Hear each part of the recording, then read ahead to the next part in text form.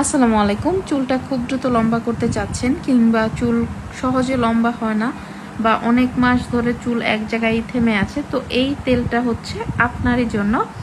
তেলটা বানানো খুবই ইজি। এটা বানানোর জন্য আমাদের হাতের কাছে থাকা কিছু উপকরণ দিয়েই আমরা বানাতে পারবো। তো এটা বানানোর জন্য আমাদের যা যা লাগবে আমি সামনে আপনাদের বলে দিব। এটা হচ্ছে আজওয়ান বা জোয়ান, বাজারে গেলেই আপনারা পাবেন যে কোনো মশলার দোকানে। তারপর লাগবে হচ্ছে লবঙ্গ বা লং। এরপর আমরা এর মধ্যে দিচ্ছি আমাদের মোস্ট ফেভারিট একটা হার্বস, যেটা হচ্ছে রোজমেরি। তারপর এর মধ্যে দিয়ে দিচ্ছি শুকনো জবা। তো শুকনো জবা দেওয়ার পর আমি এর মধ্যে দিয়ে দিচ্ছি তেজপাতা। সব কিছুই আমাদের চুলের জন্য অনেক বেশি উপকারী। এরপর দিচ্ছি আমি এর মধ্যে দারচিনি।